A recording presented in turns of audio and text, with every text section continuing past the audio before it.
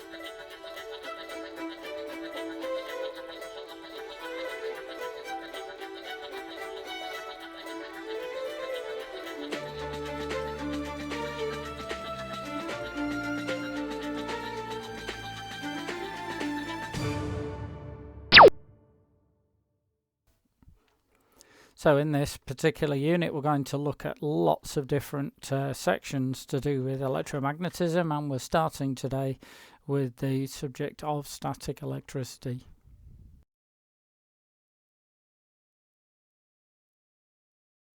So let's have a look at our starter. We're now looking back at key stage 2 as we did earlier in the lesson, and I want to give you a minute just to have a look at the questions that are there. There are 4 questions in total and you have a chance to just think about those. First of all, question 1, what is an electrical insulator? Perhaps with some examples. 2, what is an electrical conductor? Number 3, what does the word static mean? And number 4, you've just charged a ruler or a balloon or a ruler. What other things can you charge? So just have a minute to play with those and see what you come up with.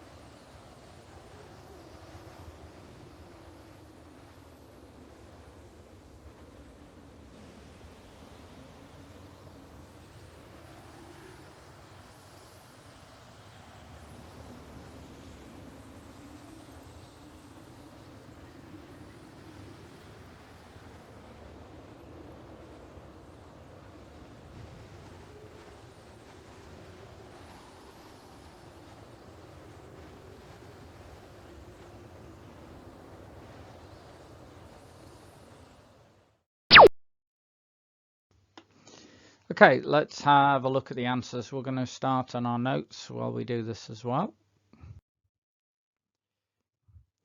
So I'd like you to put these down in a second, but let's first of all read through them. An electrical insulator is a material that does not easily allow electricity to flow through it. For example, plastic or paper. An electrical conductor is a material that easily allows electricity to flow through it, such as copper or steel. So static then means still or not moving. My usual example would be a static caravan that you could stay in. That's one with very small wheels transported on the back of a lorry to the site. And you can charge a phone or anything that uses a battery. So you've got 2 minutes to put down what an insulator means and what an electrical conductor means.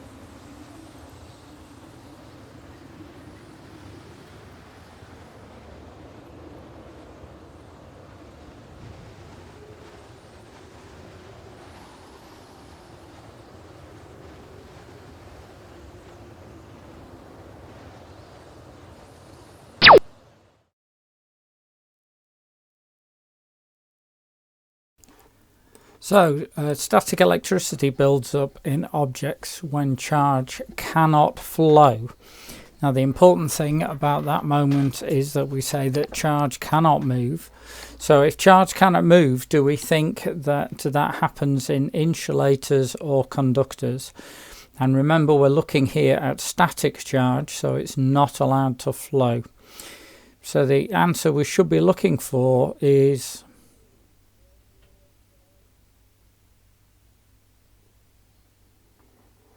So let's do some applying and see if you can think your way through this little puzzle that's in front of you. We have got a sentence that's been broken up and spun into the wrong order. So I'm going to give you 2 minutes to work out the correct order for the sentence and then to write that down into your notes. And it is a great way of recording what's happening in static electricity and how it occurs. So let's see how you get on.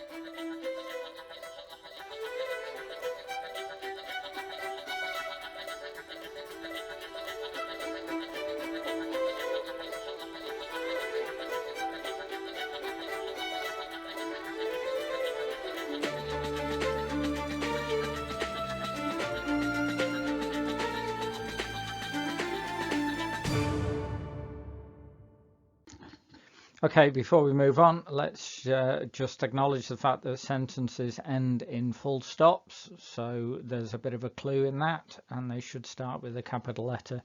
So hopefully that's helped you, and a bit of literacy work there.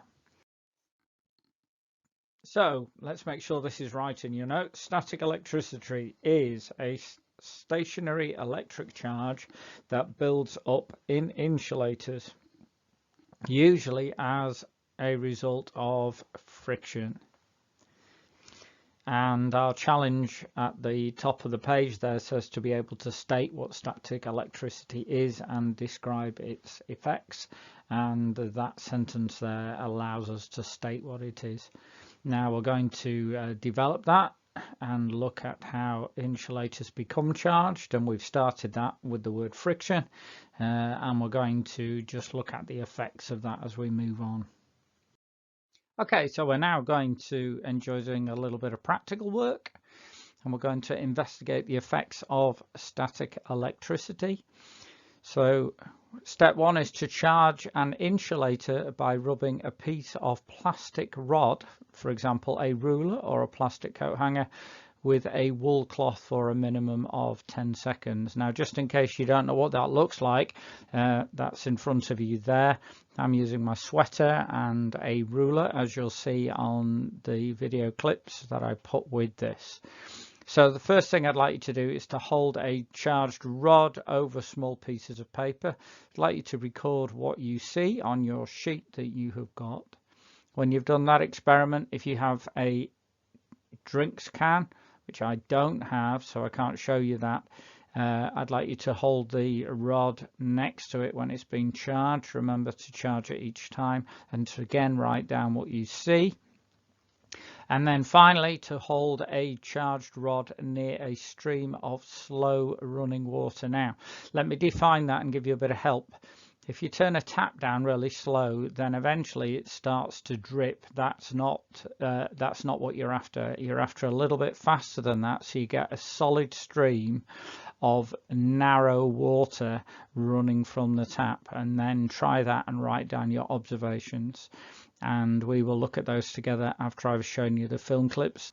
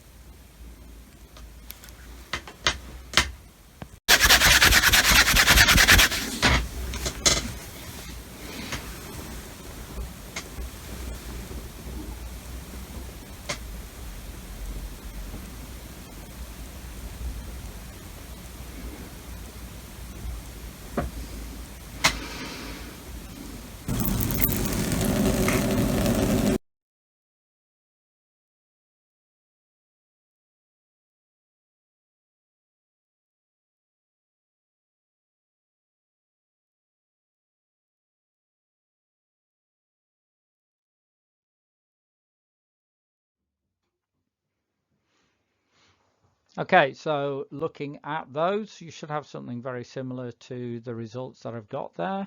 The pieces of paper stick to the rod. I jumped around in my video. The can rolled away. You'll have to tell me if that's correct, because I don't have a can to use at the moment. And the water bent away from the rod. Well, in mine, it bent towards the rod, but it moved the stream of water that was flowing. So here we are with our learning outcomes. First of all, we need to be able to state what static electricity is and describe its effects. So we have looked at those and given it a big green tick that's on there. And we're now moving on to the point where we need to be able to explain how insulators become charged. So all matter consists of positive and negative charges. If there are an equal number of each, we say the object has no overall charge. I would use the word neutral as well. Now, looking at the diagram for a second, we have effectively a plastic ruler made of cellulose acetate. And as you can see, if you add them up, we have 4 negatives and 4 positive charge, which has 5 negatives and it has 5 positive charges. So that's before they're rubbed together. Now, once we rub them together, the negative charges, which are called electrons, are transferred through friction. So it's the rubbing that makes the difference, which leaves one with a positive charge and the other with a negative charge. So as you can now see on the diagram here, the negatives have left the acetate and they have moved on to the duster, and that means that the acetate ruler here has become positively charged and the duster has become negatively charged. Now what I would like you to do now is to spend the next 5 minutes going through the sheet that's in front of you here, and we could do with small diagrams and also a description that's written there into your notes. Now I want to give you a full 5 minutes to do that so that it is done very neatly, and I will put a timer that runs on the screen to help you keep to time. So 5 minutes and off you go.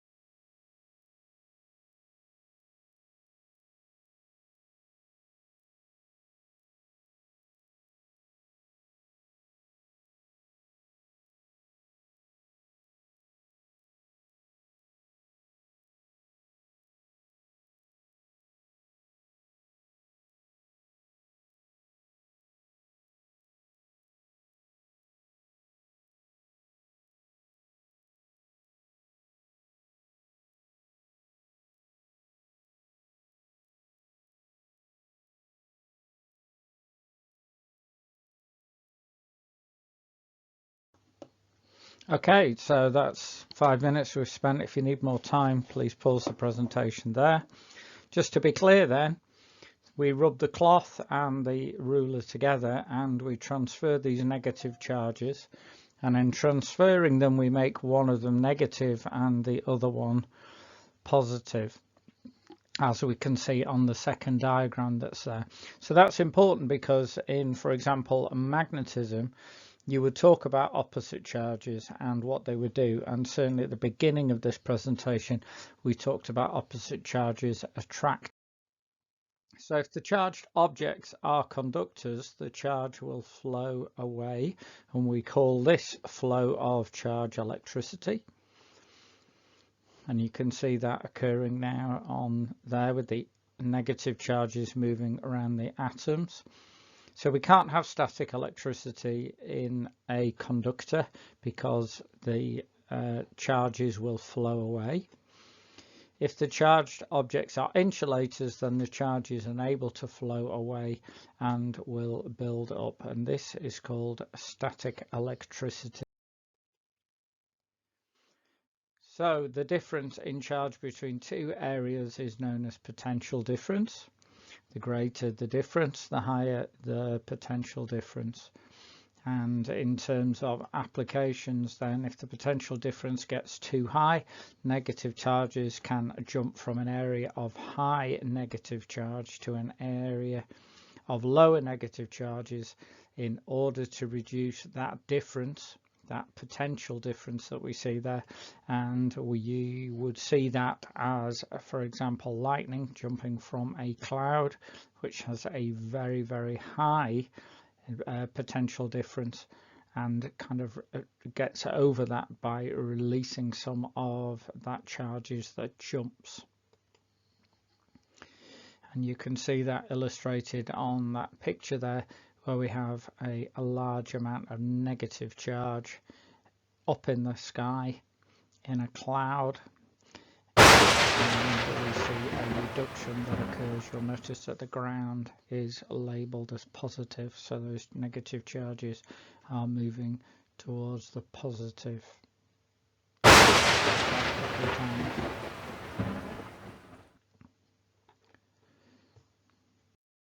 So we're now going to show our understanding through some notes. I'd like to spend a couple of minutes writing the notes down that are in front of us and trying to fill in the gaps. I will run through the gaps with you after the couple of minutes has passed if you can't fill them in, but I'm hoping that you can. So 2 minutes to get those notes down.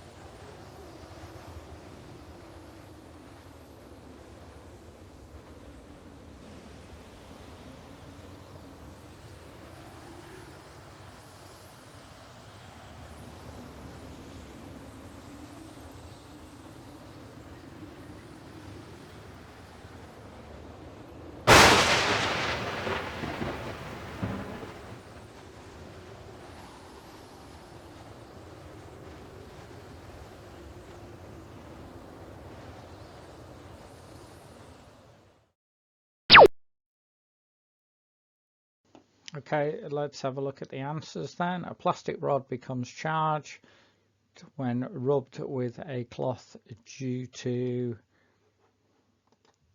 friction, which causes a negative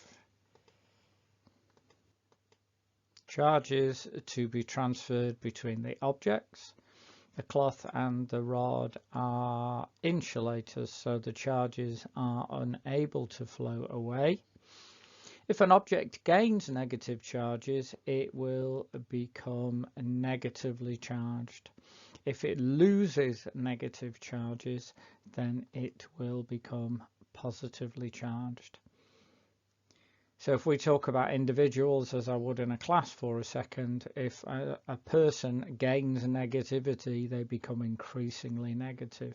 But if a person loses negativity, then they become positive people. So we've been looking at our Aspire for a few minutes now, which is to be able to explain how insulators become charged. So we're now going to test our understanding of that by trying to complete the following sentence. A plastic rod becomes charged when rubbed with a cloth because, and in your extension of that sentence, I would like you to make sure that you include those 3 bullet pointed words in the green box, which are friction, negative charges, and insulator. So I'm going to give you 2 minutes to be able to complete that. Off you go.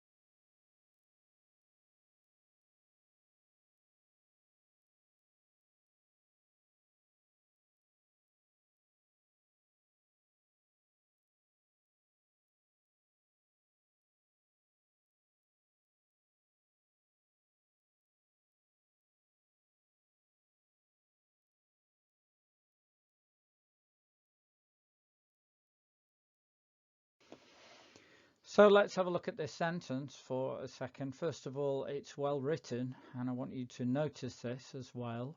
First of all, it makes it very clear that this is a plastic rod which becomes charged. And the reason the plastic rod becomes charged, of course, is because the plastic rod is an insulator. And when it's rubbed, then friction transfers those negative charges. So you need to be careful when reading questions to ensure that you're clear about the material that they are using. So let's have a look for a second at one possible answer. This is my idea: because the friction of the cloth moves negative charges onto the plastic rod, which holds a charge because it is an insulator. So if you need to put that down, then please put that down now. If you have something that looks very similar to that, well done, and we will move on. So let's look at our learning outcomes for today. First of all, for our challenge, we're now able to state what static electricity is and describe its effects. We've certainly seen those with a bit of practical work, and for our Aspire, to be able to explain how insulators become charged. You'll notice the word insulators in there, and you'll notice that we've talked about the movement of negative charges. So let's confirm some learning, and we'll work through these together for the next few slides. Objects that do not allow charge to flow are called A, B or C, and the answer is insulators. Let's try another one. When objects rub together, charges are transferred due to, and the answer in this case is B, friction. Let's try another one. Objects become charged due to the addition or loss of, now you need to have remembered where you are in that, and the answer is negative charges. So a student rubs a balloon against their jumper. Negative charges are transferred from their jumper to the balloon. What charge will their jumper become? So as I said earlier, if somebody loses negativity, they become more, and the answer is positive in this case.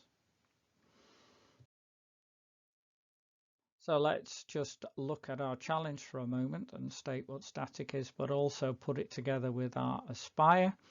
So a plastic rod is hung from a piece of string. It loses negative charges when it is rubbed with a cloth. What charge will it be left with? So following the same principle that I've just talked about, if the plastic rod loses negativity, then it becomes, and the answer is positive, as it has lost negative charges. Let's try again. A second positively charged rod is brought next to it. What do you think will happen? So we need to now think back to our learning at Key Stage 2, which was to do with the behaviour of magnets, and we had the word attract and repel. And the answer is, of course, that two positives, they will repel each other because they are the same charge. So in this slide, we have a ruler which is positively charged, and then we have a balloon which is being attracted to the ruler. So what charge must that balloon be to be attracted to the ruler? And the answer is they must be oppositely charged, so the balloon must be negative because opposites attract. So we come to our last slide in the presentation today. In today's presentation, we have for our challenge been able to state what static electricity is and describe its effects of attraction and repulsion, and for our Aspire to be able to explain how insulators become charged through the movement of negative charges. My name is Mr. McQuire, and goodbye.